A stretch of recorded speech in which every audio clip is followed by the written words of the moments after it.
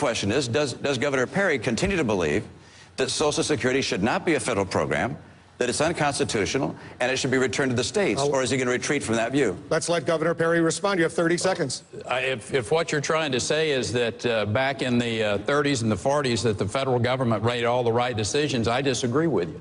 And it's time for us to get back to the Constitution and a program that's been there 70 or 80 years. Obviously, we're not going to take that program away.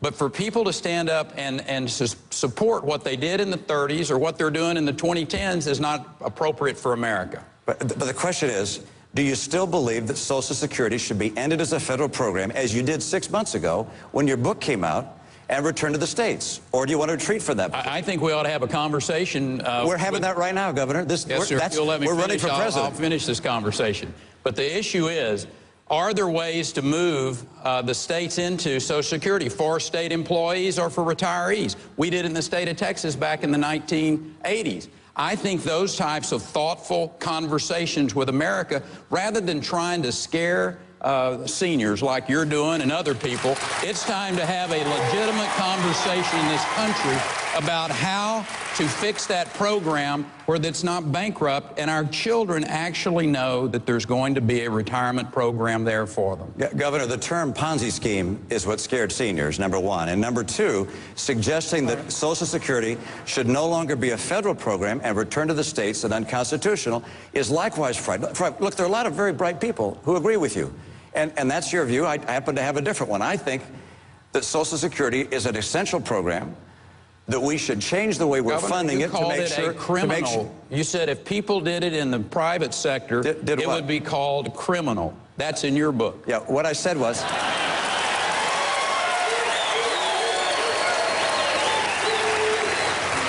Governor Perry, you got to quote me correctly. You said it's criminal. What I said was Congress taking money out of the Social Security Trust Fund is like criminal, and that is, and it's wrong. Congresswoman Bachmann, then Senator Santorum. I just wanted to add that we cannot forget that in the midst of this executive order, there was a big drug company that made millions of dollars because of this mandate. We can't deny that. What are you suggesting?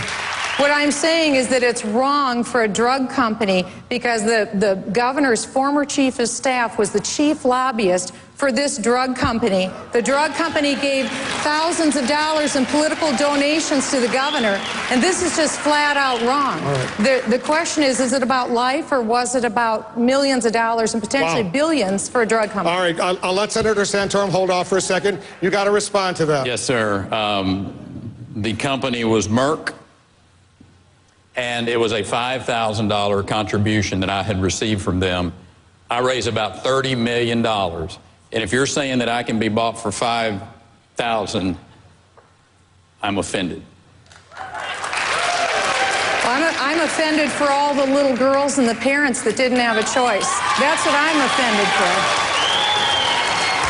Yeah. But the fact is, the state of Texas has led the nation. While the current resident of the White House is overseeing the loss of 2.5 million jobs, Texas has, during my period as the governor, created over 1 million jobs. And we did that during some pretty tough economic period. One of the things that's really important, one of the things that the Fed Reserve chairman said was the most powerful, one of the most powerful things that happened was tort reform that we passed in that state. And you want to talk about some powerful job creation, tell the trial lawyers to get out of your state and to quit costing businessmen and women. That's what needs to happen in the states, and it's also what needs to happen at the federal level, passing federal tort reform at those federal levels. Congressman Paul, you're from Texas. Does your governor deserve all that credit? Not quite.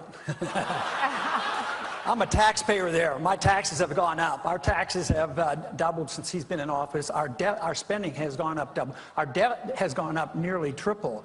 So no, and 170,000 of the jobs were government jobs. So I would put a little damper on this, but I don't want to offend the governor because he might raise my taxes or something. But I would like to mention something that was said earlier about a tax cut. And how do you pay for a tax cut? I think that's the wrong principle, because when you give people their money back, it's their money. You don't have to pay for it. That means the government owns all of our money if you look that way. All right. So we have to cut the spending, and a good way to start, there's a little embassy we built over in Baghdad. It cost us $1 billion. It's bigger than the Vatican. That's what's bankrupting this country, and that's the easy place to cut. That's where we should be cutting. Governor Perry, you have 30 seconds to tell Congressman Paul whether you're going to raise his taxes. While I've been governor, we have cut taxes by $14 billion, 65 different pieces of legislation. You may not have seen them, Representative Paul, but the fact of the matter is there are people coming to Texas for 5 years in a row, the #1 destination. They're not coming because we're overtaxing them. They're coming to Texas because they know there's still a land of freedom in America, freedom from overtaxation, freedom from over-litigation, and freedom from over-regulation. It's called Texas. We need to do the same thing for America.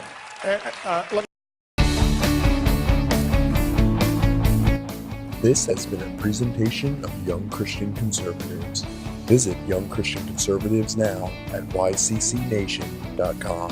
And please take a minute to support us. Like us on Facebook. Help us to continue to spread traditional conservative values across the nation and across the world. Join our movement today as we continue to grow, whether you're young at age or young at heart. Young Christian Conservatives. If God be for us, who can be against us?